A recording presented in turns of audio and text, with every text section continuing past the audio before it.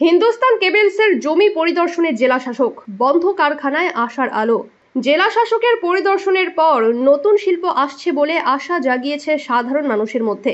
হিন্দুস্তান কেবলসের জমি পরিদর্শনে আসেন পশ্চিম বর্ধমান জেলার জেলা শাসক এস পন্নাম বলম।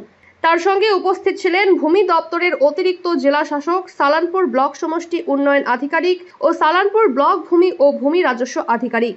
তারা এদিন প্রথমে হিন্দুস্তান কেবলসের প্রশাসনিক ভবনে আসেন, তারপর সেখান থেকে লোয়ার কেশিয়া ছাতিমতলা দিকটি পরিদর্শন করেন। হিন্দুস্তান কেবলসের প্রায় 900 একর জমির মধ্যে কিছু দখল হয়ে গেলেও প্রচুর জমি পড়ে রয়েছে। জেলা শাসকের পরিদর্শনের পর এলাকার মানুষেরা মনে করছেন, তবে কি নতুন কোনো শিল্প এই এলাকায় আসছে? তবে বারবার পরিদর্শনের পর মনে হচ্ছে রাজ্য সরকার হিন্দুস্তান কেবলসের পড়ে থাকা জমিতে দ্রুত কোনো পদক্ষেপ নিতে চলেছে। আমাদের যে জায়গাটা আছে হিন্দুস্তান কেবলসের, সেটাকে দেখতে এসেছিল।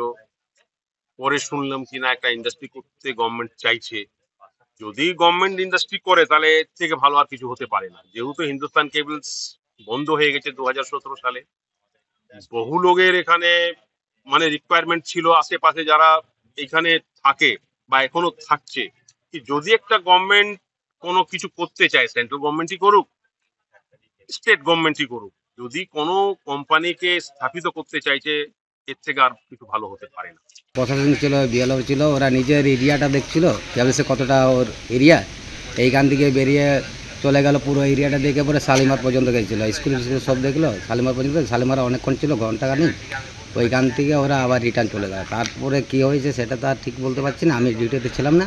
আমরা আশাবাদী যে কেন্দ্রীয় সরকার না পারলেও আমাদের আমাদের যে রাজ্য সরকার মমতা বন্দ্যোপাধ্যায়, তার যে ব্যবসার বা শিল্প স্থাপনের যে একটা চেষ্টা, তা আমরা হিন্দুস্তান কেবলসে দেখতে পাচ্ছি এবং আশাবাদী খুব তাড়াতাড়ি এই ফাঁকা জমিতে ছোটখাটো কি বড় কোনো শিল্প আমাদের রাজ্য সরকার এখানে করতে চলছে।